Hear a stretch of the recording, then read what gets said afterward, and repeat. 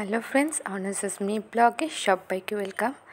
আজ হলো রাধা অষ্টমী, তাই সকালে কাজবাজ সেরে স্নান করে রেডি হয়ে নিয়েছি রাধা অষ্টমীর ভোগ রান্নার জন্য।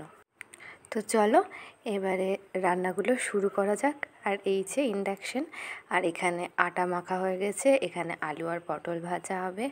আর আজকে হচ্ছে তালের বড়া, যেহেতু পাইনি সেহেতু কলার বড়া রাধা অষ্টমীকে রাধারানীকে দেওয়া হবে। আর তার সাথে ক্ষীর, ফল, মিষ্টি। চলো ভিডিওটা স্কিপ না করে সম্পূর্ণ দেখতে থাকো আমি ভিডিওতে ঠিক কী রান্না করছি। আর এই যে লুচিগুলো বেলা কমপ্লিট হয়ে গেছে। এর আগেই বলেছি আমি খুব ভালো করে বেলতে পারি না, তো ভুল ত্রুটি হলে মার্জনা করব। রাধারানীর ভোগ রান্না করতে করতে চলুন রাধারানীর সম্পর্কে কিছু তথ্য আলোচনা করি। রাধা হলো ভগবান শ্রীকৃষ্ণের অর্ধাঙ্গিনী। শ্রীমতী রাধারানীর আবির্ভাব তিথিতে ভাদ্র মাসের শুক্লপক্ষ অষ্টমী তিথিতে এই দিনটি পালন করা হয়। ভক্তরা বিশ্বাস করেন রাধারানী হচ্ছেন ভক্তির মূর্ত। তার কৃপা ব্যতীত কৃষ্ণ ভজন সম্পূর্ণ হয় না।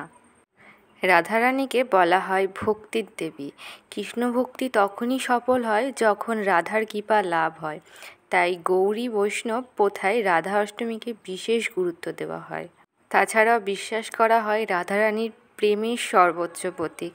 তার জন্মদিন পালন মানে প্রেম, করুণা ও ভক্তির মাধ্যমে আত্মাকে শুদ্ধ করা। এই দিন ভগবান শ্রীকৃষ্ণের প্রিয় অর্ধাঙ্গিনী ভক্তির দেবী শ্রীমতী রাধারানীর আবির্ভূত হন। শাস্ত্রে বলা হয়েছে রাধার কৃপা ছাড়া কৃষ্ণ ভজন পূর্ণ হয় না। ভক্তরা বিশ্বাস করেন রাধারানীর প্রেম, করুণা আর ভক্তির প্রতীক। থেকে ভক্তরা উপবাস করেন, রাধাকৃষ্ণের পূজা, নাম, জপ ও কীর্তন করেন। বিশেষ করে বৃন্দাবন, নন্দগাঁও আর রাধার জন্মভূমি বর্ষানায় আজ ভক্তদের ভিড় হয়, অসংখ্য ভিড়। চারিদিকে শুধু রাধে রাধে ধ্বনি। এদিকে দেখুন আমার লুচি, বড়া, আলু পটল ভাজা সমস্তটা কমপ্লিট হয়ে গেছে। এবারে বসিয়ে দিয়েছি ক্ষীর করতে। রাধা হলেন ভক্তির রানী, প্রেমের প্রতীক, করুণার সাগর। যার হৃদয়ে রাধার নাম, তার জীবন ভরে ওঠে শান্তি আর আনন্দে। চলে এসেছি ঠাকুর ঘরে, আর ঠাকুর ঘরে সমস্ত ভোগ সাজানো কমপ্লিট হয়ে গেছে। আর আমার এই ছোট্ট গোপালকে এত বড় সিংহাসনে দেখাই যাচ্ছে না, একটু পরে দেখলেই বুঝতে পারবে। রাধার জন্মতিথি মানেই প্রেম, ভক্তি আর আশীর্বাদের উৎসব।